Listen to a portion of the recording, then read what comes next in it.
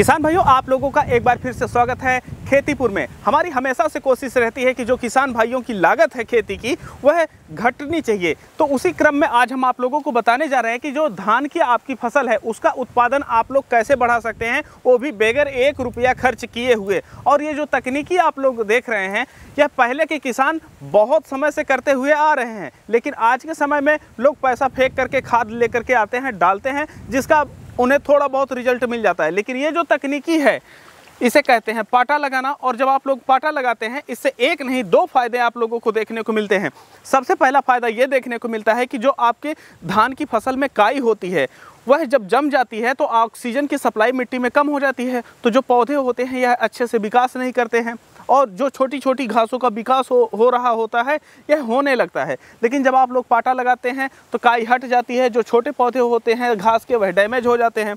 इसके साथ साथ जो हमारी धान की पौध होती है, यहाँ पर हम आप लोगों को एक पौध का उदाहरण दे रहे हैं। जैसे हमारी ये जो पौध है यह जब इसके ऊपर से पाटा गुजरेगा तो इस तरीके से यहाँ से ये हल्का सा टूटती है।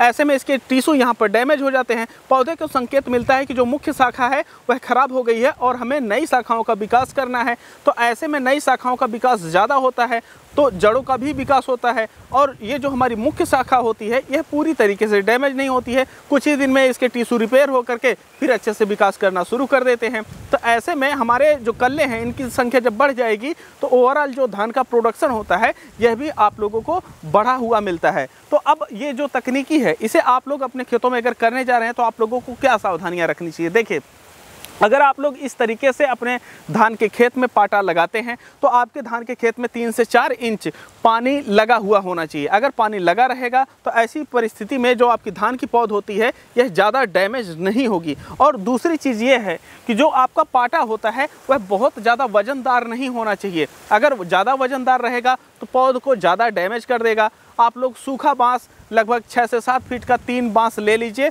और उसे एक साथ बांध करके इसी तरीके से जो पाटा होता है आप लोग अपनी फसल में लगा सकते हैं। बस यही 2 चीज़ आप लोगों को करनी होती है। जब आप लोग पाटा लगाने जाते हैं तो आप लोगों को 2 फायदे मिलते हैं, वो भी बड़े बड़े फायदे मिलते हैं। आप लोगों को बगैर 1 रुपया खर्च किए आपकी जो फसल है इसका उत्पादन बढ़ा हुआ मिलता है। अगर आप लोग ऐसी ही वीडियो देखना चाहते हैं खेतीबाड़ी से संबंधित जिसमें सही सटीक और व्यवहारिक जानकारी आप लोगों को दी जाती है तो इस चैनल को सब्सक्राइब कर लीजिए। अगर आप लोग फेसबुक पे देख रहे हैं तो आप लोग फॉलो करना ना भूलें। हम मिलते हैं आप लोगों से एक नई वीडियो में, तब तक के लिए चलते हैं।